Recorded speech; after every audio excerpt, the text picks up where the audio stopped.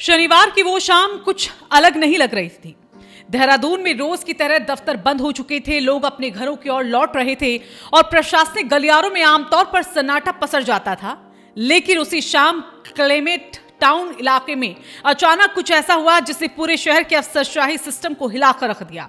शाम करीब 6:30 बजे एक महिला अधिकारी के घर के बाहर पुलिस की गाड़ियां रुक जाती हैं। वर्दीधारी जवान, एआरटीओ के अधिकारी और प्रशासनिक अमला, करीब 20 लोग। मकसद था एक सरकारी गाड़ी को जब्त करना।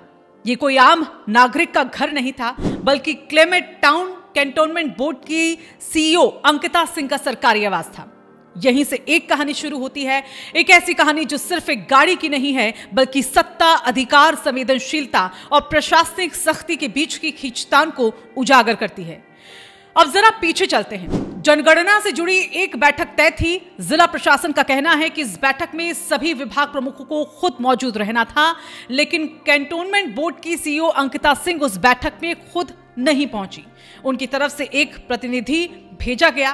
प्रशासन को यह बात पसंद नहीं आई। जिला प्रशासन ने इसे गंभीरता से लिया। जिलाधिकारी समीन बंसल का मानना था कि इतनी अहम बैठक में सीईओ को खुद आना चाहिए था। यही वो बिंदु था जहां से मामला बिगड़ता शुरू हुआ।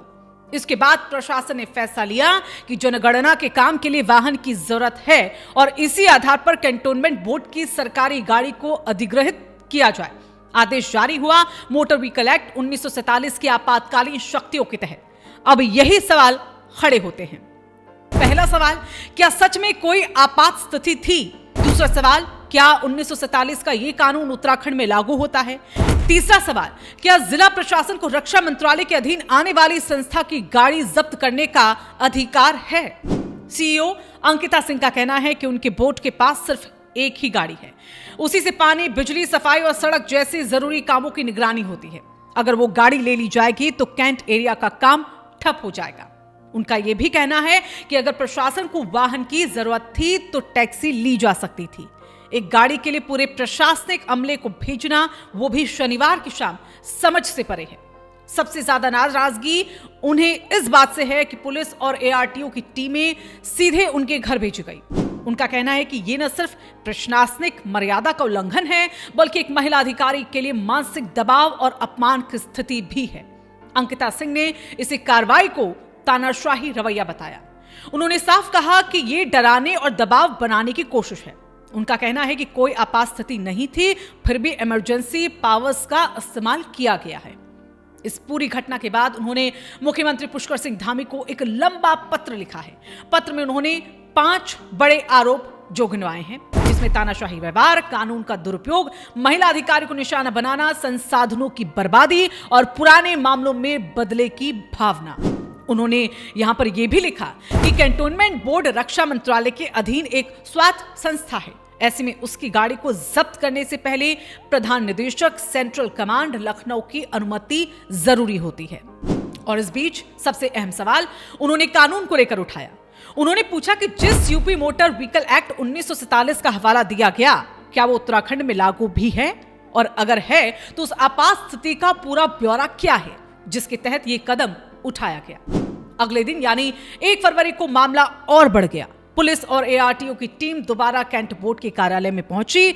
इस बार सीईओ ऑफिस में मौजूद नहीं थी। स्टाफ और पुलिस के बीच बहस हुई, माहौल गर्म हो गया।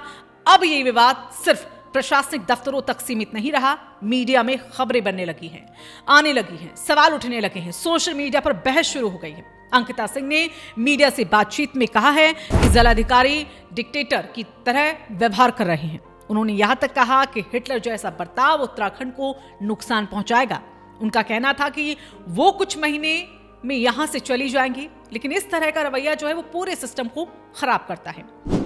इसके साथ ही उन्होंने ये भी दावा किया कि ये पहली बार नहीं है जब उन्हें निशाना बनाया गया हो। जुलाई 2025 के पंचायत चुनावों का जिक्र करते हुए उन्होंने कहा कि 2015 बैच के आईएएस अधिकारी होने के बावजूद उन्होंने जानबूझकर 2017 बैच के जूनियर अधिकारी के अधीन लगाया गया। उनका आरोप है कि चुनाव ड्यूटी से मुक्त होने के बाद भी उन्हें बार बार ड्यूटी पर लगाया गया, जो सुप्रीम कोर्ट के दिशा निर्देशों के खिलाफ है।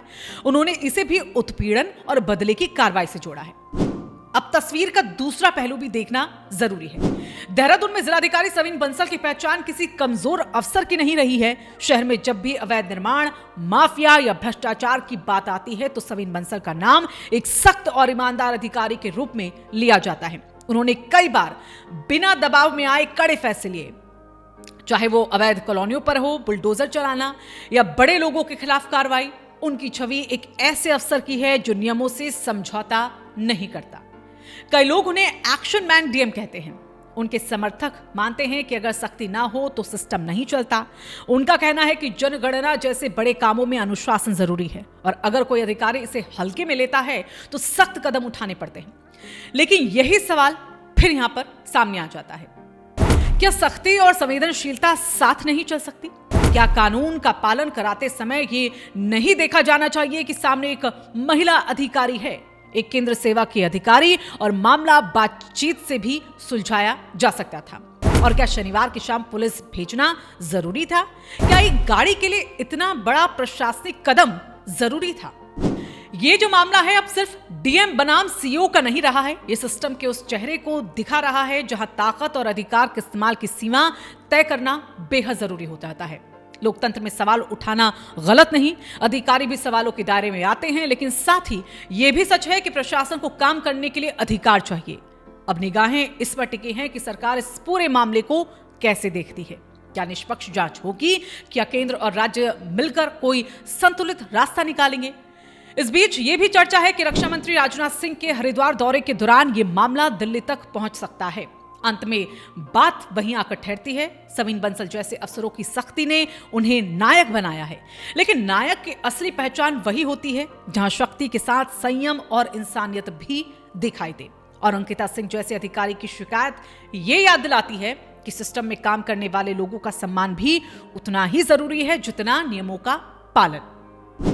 ये कहानी अभी खत्म नहीं हुई है, फैसला आना इसमें अभी बाकी है और वही तय करेगा कि मामला सख्ती की जीत है था या संवेदनशीलता की कमी की कीमत है।